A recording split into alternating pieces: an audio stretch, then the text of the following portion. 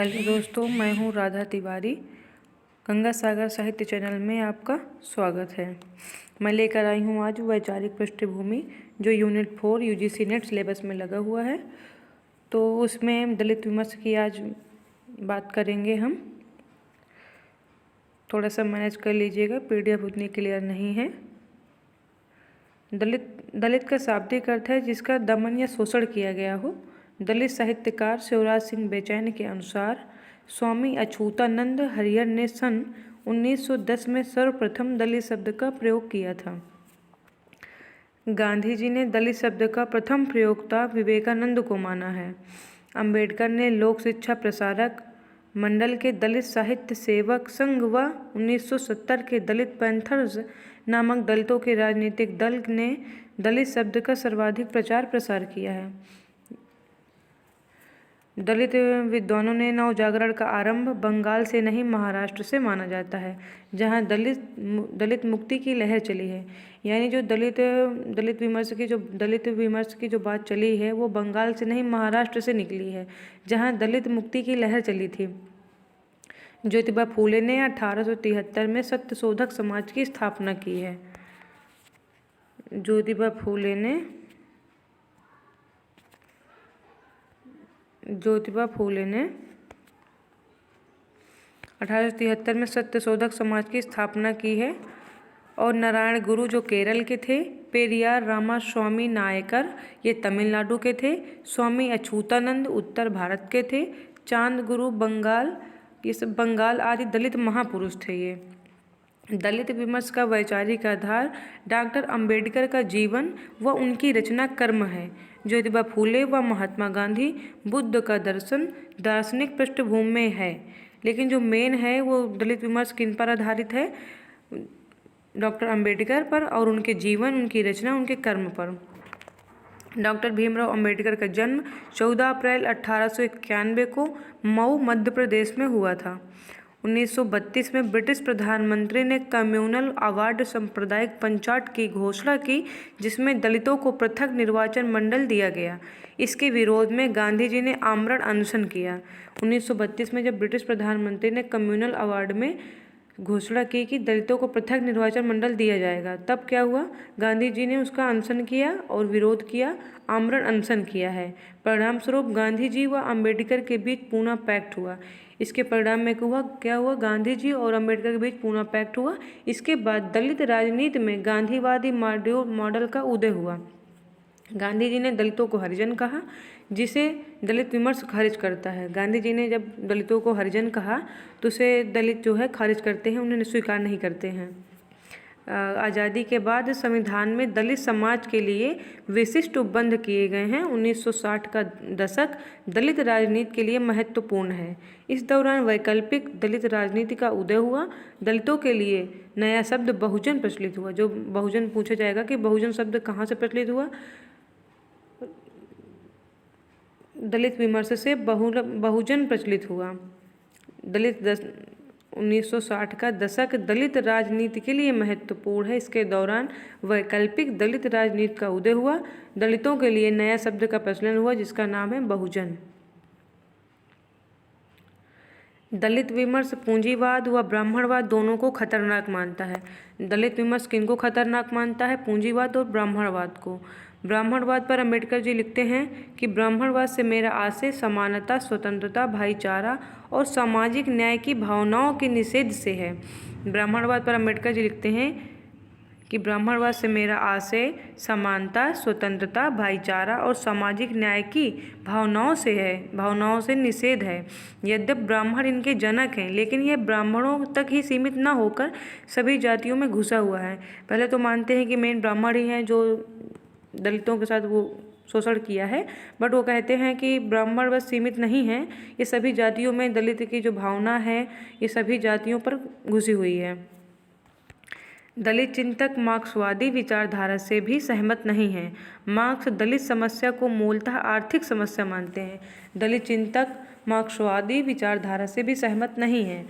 Marks दलित समस्या को मूलतः आर्थिक समस्या मानते हैं व इसे श्रम की विभाजन की दृष्टि से देखते हैं, लेकिन दलित जीवन की समस्या केवल श्रम की नहीं, श्रमिक विभाजन से भी जुड़ी है।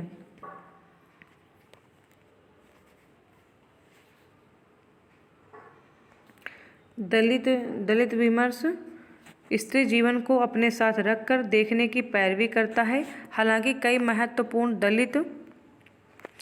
कई महत्वपूर्ण स्त्री दलित रचनाकारों ने दलित समाज में स्त्री की खराब दशा को देखते हुए उसे दलितों में भी दलित मानकर दलित स्त्रियों के अलग विचारों को आगे बढ़ाने की मांग की है। क्योंकि जो स्त्रियों की स्थिति थी तब तो दलितों से भी बदतर थी, दलितों से भी दलित है थी। साहित्य में सर्वप्रथम 1914 में हीरा डोम की कविता अछूत की शिकायत जो सरस्वती पत्रिका में छपी थी। स्वामी अछूतानंद जो हरिहर उपनाम से कविता लिखते थे, उस समय के प्रमुख दलित लेखक थे। कई चिंतक अछूतानंद को पहला दलित साहित्यकार मानते हैं। हिंदी साहित्य के प्रमुख साहित्यकारों व धाराओं ने दलितों की पीड़ा को आवाज़ दी है। जैसे कि कहानी है प्रेमचंद की ठाकुर का कुआं, सदगति प्रमुख कहानियां हैं। गोदान में भी दलित जीवन की पीड़ा दिखाई गई है। हिंदी में जो दलित विमर्श है 1970 की दलित कविता का केंद्रीय स्वर अंबेडकर की स्तुति है। लेकिन 8वें दशक से दलित कविता का स्वर बदलने लगता है और उसमें दलित वर्ग की पीड़ा एवं विद्रोह की भावना की अभिव्यक्ति होने लगती है। दलित कविता का विद्रोह सवर्णवादी मानसिकता के विरुद्ध है। सवर्ण समाज ने अलौकिकता के सहारे दलित समाज और उसकी सृजनात्मकता को अवरुद्ध कर रखा था। इसलिए दलित कविता सवर्ण संस्कृत को मुद्रा संस्कृत बताते हुए उसे पराई संस्कृत घोषित करती है। दलित कवि कमल भारती अतार्किक परंपराओं को चुनौती देते हुए एवं दलित वर्ग की मुक्ति के स्वप्न को शब्द देते हुए लिखते हैं। यानी कमल भारती जी लिखते हैं कि मेरे परदादा मर गए जूठन खाते, उतरे चिथरे पहने, खेत बोते जोतते, इसे पूर्व जन्मों का फल मानते मानते, और जमींदार फूलता गया, जमींदार का वंश बढ़ता गया, आकाश बेल की तरह बढ़ता गया, पर अब मैं पूर्व जन्म नहीं वर्तमान देखता हूँ। कमल भारती जी अपने पूर्वजों की बात करते हैं कि जो मेरे दादा परदादा थे वो जूठन खाते रहे जमींदारों का, उनके पुराने कपड़े पहनते रहे, उनका खेत जोतते रहे, बोते रहे, और उस कर्म को करने पर वो मानते थे कि मेरे पूर्व जन्म की एक कर्म है। दलित कविता दलित की स्थिति के लिए सीधे रूप में सवर्ण समाज विशेषकर ब्राह्मण जाति को जिम्मेदार ठहराती है। जो दलित कविता है वो सबसे ज़्यादा जिम्मेदार ठहराती है अपनी स्थिति के लिए ब्राह्मण जाति को। आज की दलित कविता शोषण के बहुविध रूपों की पहचान कर रही है। भूमंडलीकरण, विचारधाराओं के छद्म, जाति व्यवस्था की जकड़न, पूंजीवाद आदि के शोषणकारी स्वरूप की पहचान दलित कविता करती है। दलित साहित्य में आत्मकथाओं का बड़ी मात्रा में सृजन हुआ है। ओम प्रकाश वाल्मीकि, मोहनदास नैमिषारय, डॉक्टर धर्मवीर भारती, जयप्रकाश करदम, शिवराज सिंह बेचैन, कौशल्या बैसंत्री, सूरजपाल चौहान आदि प्रमुख दलित लेखक हैं। ये बहुत इम्पॉर्टेंट है, एक आप नोट कर लीजिएगा कि ओम प्रकाश वाल्मीकि, मोहनदास नैमिषारय, डॉक्टर धर्मवीर भारती, जयप्रकाश करदम, शिवराज सिंह बेचैन, कौशल्या बैसंत्री, सूरजपाल चौहान आदि प्रमुख दलित लेखक हैं। साहित्य में दलित विमर्श की 3 धाराएं हैं। जो पहली धारा है उसमें दलित जातियों में जन्मे जो लेखक हैं वो स्वानुभूति अपने अनुभूति के आधार पर केवल दलितों द्वारा रचित साहित्य को दलित साहित्य मानते हैं। जो दूसरी कैटेगरी है उसमें दलित इतर लेखक जिन्होंने दलित जीवन के विषय में लिखा है, यानी कि जो दलित समाज से तो नहीं थे लेकिन उन्होंने दलितों के ऊपर विषय में लिखा है। तीसरे हैं जो वे मार्क्सवादी लेखक हैं जो दलितों को सर्वहारा की स्थिति में देखते हैं। पहले हैं जो दलित समाज से ही थे, दूसरे हैं जो दलित समाज के तो नहीं थे बट दलित समाज के ऊपर उन्होंने विषय में लिखा है।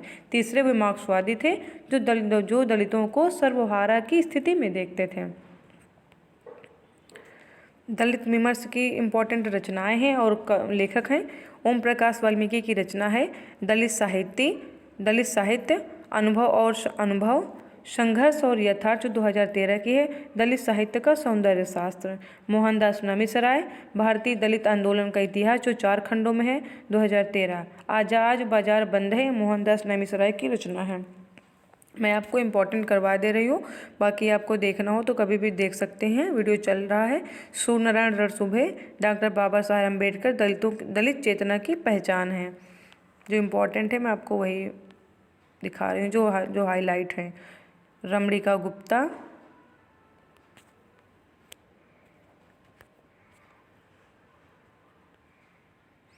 दलित हस्तक्षेप 2004, कृष्णदत्त पालीवाल, दलित साहित्य बुनियादी सरोकार, उत्तर आधुनिकतावाद और दलित साहित्य।